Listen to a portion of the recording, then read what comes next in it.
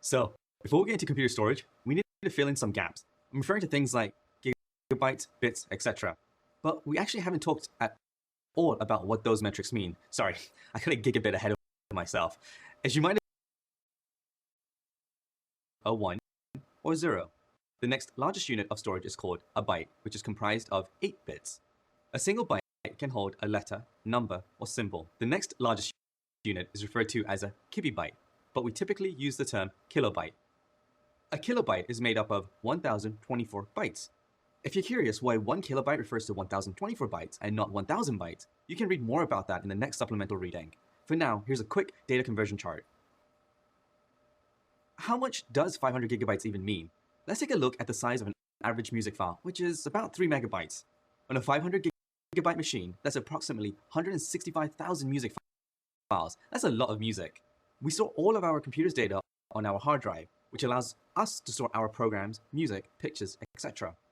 Have you ever had an issue with your computer and lost all the data that was on your hard drive? Yeah, me too. It was the worst.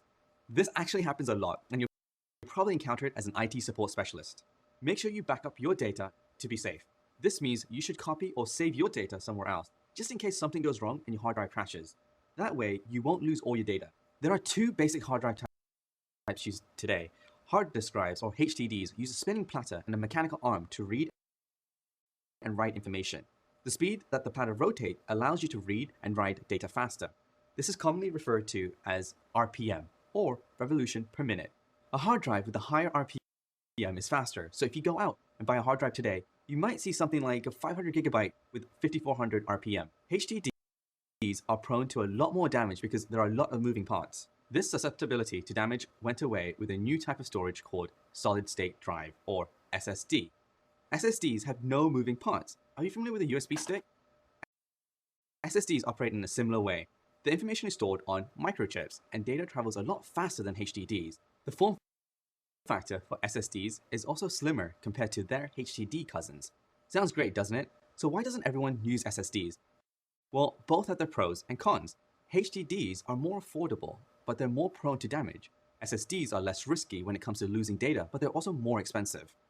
So you may not buy as much memory storage in SSDs than what you can get in HDDs. Believe it or not, there are even hybrid SSD and HDD drives out there. They offer SSD performance where you need it for things like system performance, such as booting your computer, along with hard disk drives, but less important stuff like basic file storage. There are a few interfaces that hard drives use to connect to our system. ATA interfaces are the most common ones. The most popular ATA drive is a serial ATA, or SATA, which uses one cable for data transfers.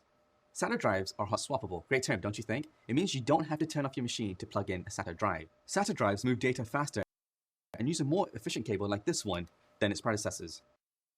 SATA has been the de facto interface for HDDs today, but people quickly found that using the SATA cable wasn't good enough for some of the blazing fast SSDs that were coming on the market.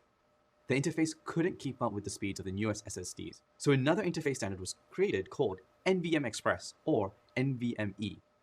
Instead of using a cable to connect your drive to your machine, the drive was added as an expansion slot, which allows for greater throughput of data and increased efficiency.